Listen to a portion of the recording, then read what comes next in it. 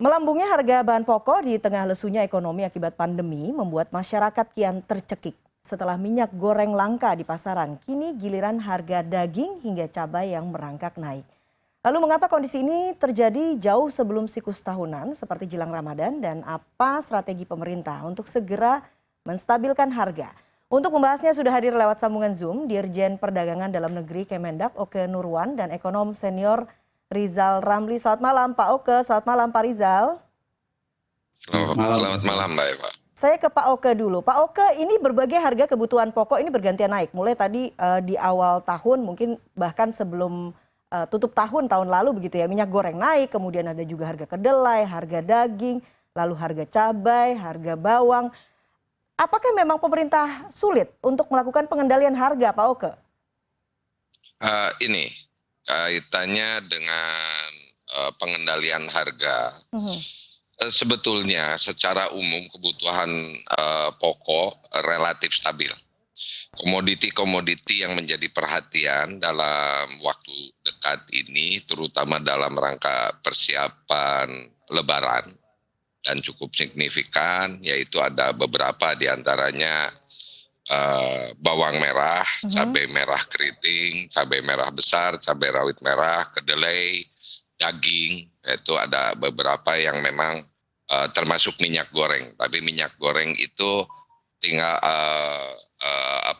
kebijakannya sudah berjalan, tinggal implementasinya di lapangan masih banyak beberapa kendala yang harus dibereskan.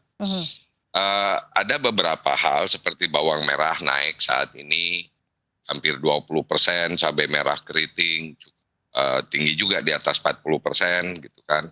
Kedelai naik sampai saat ini adalah 7,5% lah kurang lebih di tingkat pengrajinnya. Dan tentunya beberapa hal yang menyebabkan hal ini, terutama tadi cabai merah dan bawang merah, ini disebabkan lebih karena tanaman di sentra produksi banyak yang rusak akibat curah hujan yang tinggi saat panen, sehingga produktivitasnya turun sekitar cukup dalam, hampir 50%. Hal ini menyebabkan harga bawang merah berada di atas harga acuan, Baik. 32.000. Baik, tapi kemudian kalau kemudian dijabarkan oleh Pak Oke data-data tadi artinya saat ini stabil naik begitu ya Pak Oke ya, karena kan kita tidak bisa menutup. Kalau saya sebut untuk bawang merah dan cabai merah ini, cabai itu lebih banyak dikarenakan kondisi hujan yang memang kita perkirakan harusnya berakhir curah hujan yang tingginya itu di Februari, ternyata bergeser ke Maret, sehingga itu kan di luar kendali pemerintah dalam hal ini. Dalam hal ini adalah faktor alam yang tidak bisa kita kendalikan kan gitu. Tetapi pada dasarnya khususnya misalnya bawang merah yang kita akan menghadapi masa paceklik, kami sudah persiapkan bersama Kementerian Pertanian untuk kesiapan pasokan pada puasa dan Lebaran. Kalau cabai merah tadi ini mudah-mudahan begitu atau curah hujan sedikit, produksinya bisa kita tingkatkan lagi sehingga untuk puasa dan Lebaran ini bisa tetap kita amankan. Tapi kalau kedelai itu adalah kita pastikan ketersediaan pasokannya, karena ketersediaan pasokan ini menjadi penting. Karena ada 150.000 UMKM pengrajin tahu tempe yang sangat tergantung dari ketersediaan bahan baku. Sementara bahan baku itu adalah 86% atau 85% lebih itu dipasok dari impor dan harganya tergantung dari harga dunia. Yang kita pastikan saat ini supaya pengrajin tahu tempe tetap bisa melanjutkan kegiatan usahanya adalah ketersediaan pasokan. Sementara itu pemerintah melakukan juga komunikasi publik, edukasi publik. Ada kemungkinan, ada indikasi karena kenaikan harga ini untuk kedelai ini bisa melampaui puasa dan Lebaran. Maka sudah kita informasikan ada kemungkinan kenaikan harga di tempe, manakala di tingkat pengrajin itu harganya mencapai 12.000, maka tempe akan naik Rp300, sementara per potongnya tahu akan naik Rp50. Oke, Sudah kita komunikasi. Oke, artinya kebijakan yang kemudian dilakukan oleh pemerintah ini sifatnya sektoral. Jadi apa yang kemudian terjadi di lapangan, lalu pemerintah kemudian memberikan reaksi begitu ya terhadap apa yang terjadi begitu ya, Pak Oke? Uh, ya, reaksi pertama yang kami pastikan adalah keberlanjutan usaha 150.000 UMKM. Karena pada saat kemarin mulai kenaikan yang mulai tinggi, importir sudah ragu-ragu untuk melakukan ngelok harga dan memastikan importasi terjadi. Karena dikhawatirkan pengrajin tahu tempe tidak akan membeli. Itu yang justru situasinya akan menjadi kritis bagi kita manakala importir tidak melakukan import. Artinya ketersediaan kedelai karena tidak bisa dipasok dari produksi nasional itu menjadi kritikal karena tadi kalau ini tidak tersedia 150.000 pengrajin tahu tempe tidak bisa melanjutkan usahanya. Sehingga apa yang kami lakukan adalah pastikan dulu ketersediaan supaya pengrajin tahu tempe tetap bisa melanjutkan usahanya. Oke, sekarang saya ke Pak Rizal. Pak Rizal, kalau kemudian tadi kita sudah mendengarkan kurang lebih mungkin sebagian gitu ya dari strategi pemerintah untuk melakukan stabilisasi keadaan, baik itu dari ketersediaan ataupun juga dari harga. Anda punya catatan apa dari sini? Sudah cukupkah? Kemudian apa yang dilakukan pemerintah, catatan Anda apa saja? Cukup, udah selesai masalahnya, Pak. Jadi harus ada dua masalah. Satu masalah barang yang berlimpah atau abundance. Contohnya adalah sawit. Ya, Indonesia itu eksportir CPO paling besar di dunia. Ngatur gitu aja nggak bisa, ya kan? Karena jatah domestik pasti dipakai untuk ekspor karena lebih menguntungkan. Ya, jadi masalah abundance itu berbeda dengan masalah scarcity. Approach-nya juga solusinya harus beda. Ya, nah kalau masalah scarcity, misalnya kedelai. Karena produksi kita hanya 240 juta ton per tahun, kebutuhannya hampir 2,5 juta ton. Ya, nah ini udah lama terjadi dan sayangnya sejak pemerintahan Jokowi tidak ada rencana untuk swasembada kedelai. Kedelai itu beda dengan bawang putih. Bawang putih hanya bisa ditanam di lokasi tertentu, misalnya di Brebes. Tapi yang namanya kedelai itu bisa ditanam di mana bisa ditanam jagung. Jadi sebenarnya nggak ada masalah, cuman kebijakannya tidak mendukung peningkatan produksi oleh petani. Contohnya harga beli kedelai dari petani hanya 5.000, harga di retail oleh kedelai itu hampir 11.000 kedelai ekspor. Nah yang kedua adalah produktivitas. Produktivitas kedelai di Indonesia sangat rendah, hanya 1,5 sampai 1,6 ton per hektar. Negara yang paling unggul tanam kedelainya adalah Brazil dan Argentina. Di Brazil itu produktivitasnya 3,5 ton per hektar, di Argentina 3,7, lebih dari 2 kali Indonesia. Nah ini 7 tahun pemerintah Jokowi tidak ada upaya untuk meningkatkan kualitas bibit sehingga produktivitas bisa dinaikkan 2 kali.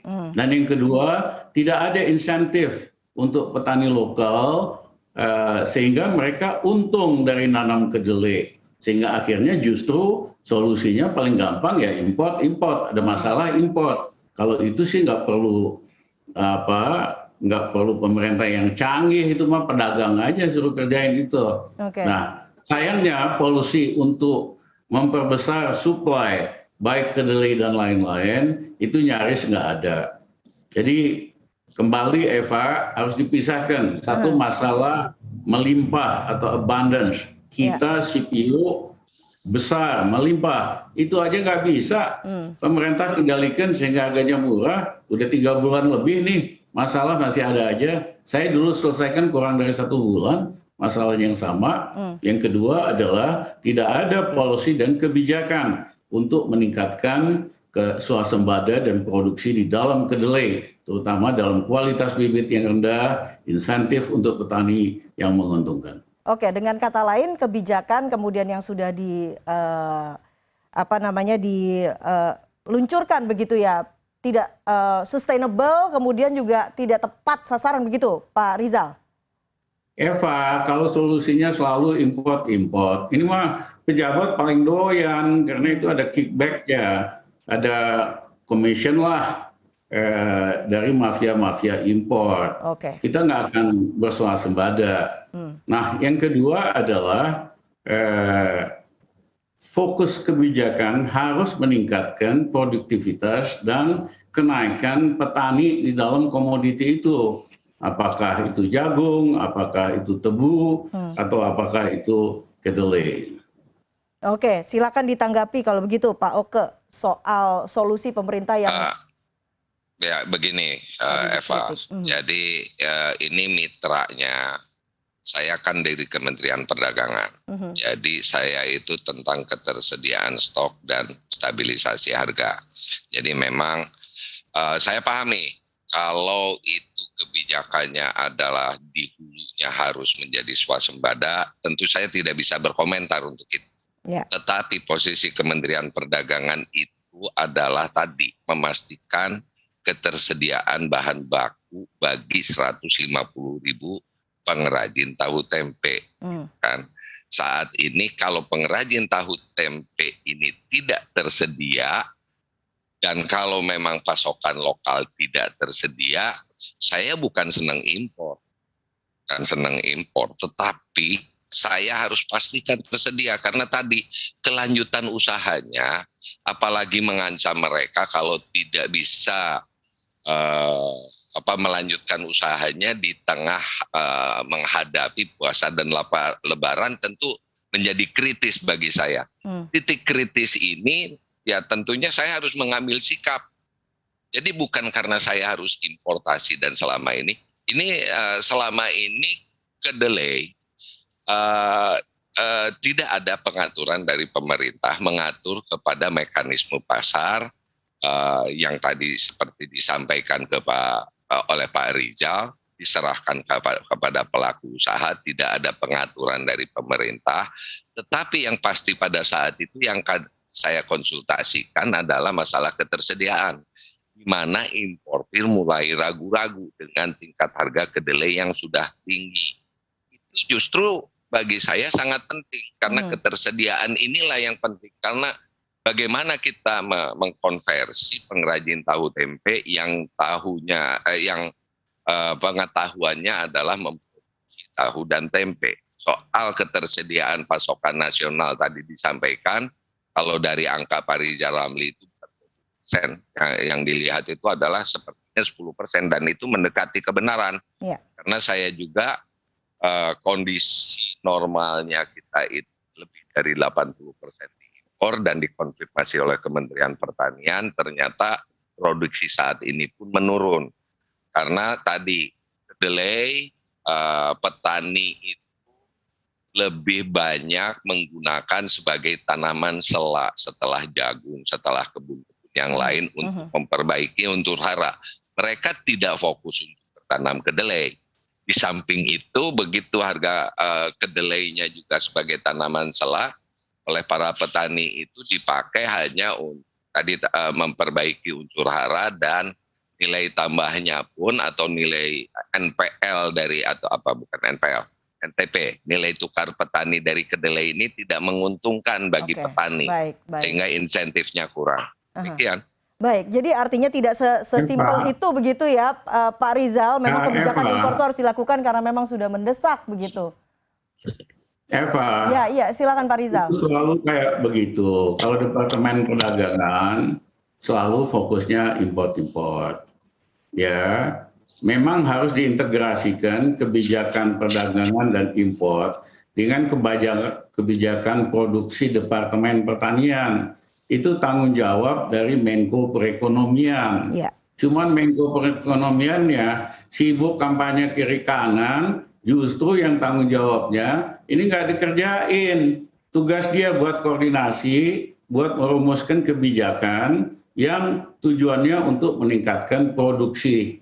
Nah, apa namanya nih, kedelai atau menghadapi musiman atau cuaca, itu kan tugas si menteri koordinator. Dan ini tidak terjadi karena ini udah 3 bulan loh. Nggak lucu amat masalah begini nih, nggak beres-beres 3 bulan lebih. Oke, Pak Oke, sebetulnya sinkronisasi kebijakan antar lembaga ini bagaimana sebetulnya? Kalau tadi Pak Rizal menggarisbawahi soal bagaimana kemudian melakukan dirijenisasi begitu kondisi di lapangan, Pak Oke. Khusus bahan pokok dan penting, saya kira saya perlu sampaikan juga keseriusan pemerintah dan apa yang disampaikan Pak Rizal Ramli, koordinasinya itu kuncinya koordinasi ini menjadi penting sehingga ada keputusan pemerintah. Dengan terbitnya Perpres 66 tahun 2021 di mana beberapa komoditi atau bahan pokok langsung ditangani sebuah lembaga yang disebut Badan Pangan Nasional, sehingga tadi fungsi koordinasi dan sebagainya itu yang harus lebih karena kan bahasanya kadang-kadang penggunaan data yang berbeda dan kalau sekarang saat ini secara struktural ditangani langsung oleh setingkat menteri Badan Pangan Nasional, tentunya itu akan terjadi perubahan struktural tentang penanganan barang pokok di Indonesia. Oke, artinya dengan dibentuknya satu badan begitu ya, kemudian kita juga tahu upaya pemerintah sebetulnya sudah cukup banyak membentuk tim dan lain sebagainya, serta juga aturan-aturan, peraturan dan kebijakan sudah dikeluarkan untuk kita kembali ke topik saat ini, yaitu mengendalikan harga kebutuhan pokok, tapi faktanya harga kebutuhan pokok masih belum bisa dikendalikan begitu, Pak Rizal. Anda melihat problemnya di mana kalau begitu? Ini upaya sudah banyak yang dilakukan. Itu kan sering kita ada masalah, kita bikin badan baru, tim baru. Wong selama zaman Pak Harto, zaman kami itu kan fungsinya Menko Perekonomian, buat koordinasi, merumuskan policy baik pada level sektoral, pertanian dan departemen yang lain, dan departemen perdagangan, termasuk memverifikasi mana data yang paling benar. Karena mohon maaf, biasanya departemen pertanian sering melebih-lebihkan data produksi. Departemen perdagangan dan Bulog sering maunya impor. Jadi dia naikin gitu. Nah itu harus ada titik tengah. Itu tugasnya Menko Perekonomian. Mana datanya yang benar dan apa policy yang bisa mencapai target nasional, yaitu swasembada di dalam beberapa kebutuhan pokok. Jadi solusi masalah itu bukan bikin badan baru lagi, ngangkat menteri lagi, ngangkat wakil menteri lagi. That's not the problem. The problem kualitas dari pejabat yang ambil keputusan ini tidak memadai, itu aja. Oke, jadi seharusnya kita bisa memaksimalkan apa yang kemudian sudah ada begitu ya. Salah satu kemudian yang akan dihadapi masyarakat adalah dan ini juga sudah disampaikan oleh Presiden Jokowi soal bagaimana keadaan kondisi global yang nanti akan berpengaruh terhadap harga komoditas. Bagaimana kemudian antisipasinya? Kita akan bahas sesaat lagi. Tetap bersama kami di CNN Indonesia Newscast.